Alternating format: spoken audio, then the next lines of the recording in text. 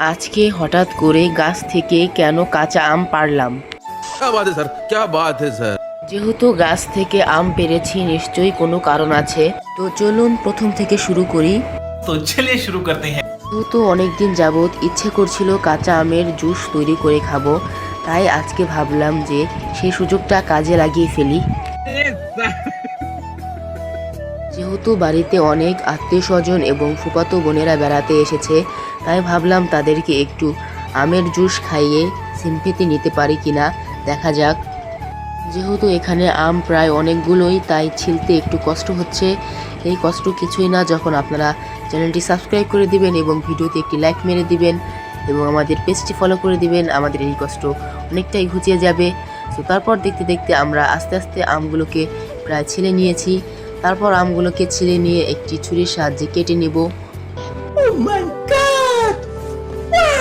এদিকে আমগুলো ছেলা শেষে আমরা এখন জুস বানানোর জন্য সুন্দর করে কেটে নিচ্ছি। আপনারা চাইলে গরমের টাইমে এরকম আমের জুস তৈরি করে খেতে পারেন, আপনাদের রিফ্রেশমেন্ট আরও বেড়ে যাবে। সো এদিকে আকাশটা খুবই মেঘলা হয়ে গিয়েছে এবং আমাদের গাছ থেকে মরিচ ছেঁড়ার কার্যক্রম চলছে। যেহেতু কাঁচা আমের জুস বানাবো, অবশ্যই এখানে কাঁচামরিচ লাগবেই। সো এখানে একটা আমরা শিমলা মরিচও ব্যবহার করেছি। সো এদিকে আমার ছোটো বোনকে পাঠিয়েছিলাম মরিচ ছিঁড়ে আনতে, তারপর মরিচ এনে ব্লেন্ডার মেশিনের মধ্যে দিয়ে তারপর সুন্দর করে আমরা ব্লেন্ড করে নিব। যেহেতু কাঁচা আমের জুস একটু টাইম করে ব্লেন্ড করতে হবে এবং ভিতরে যেন আঁশ ভাবটা না থাকে সেই ব্যাপারে লক্ষ্য রাখতে হবে। সো এদিকে প্রথমে আমাদের এক জার বানানো শেষ এবং পরবর্তী জার আমরা বানাচ্ছি।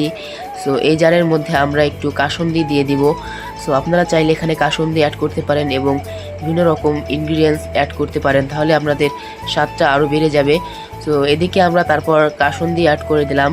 সো এটা হলো আমাদের একটি কেনা কাসুন্দি, খুবই স্বাদ। আপনারা চাইলে এটা একবার হলেও ট্রাই করতে পারেন।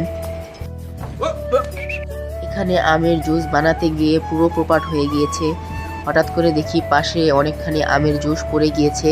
এটা জানলে আমার আম্মু আজকে আমাকে মেরেই ফেলবে।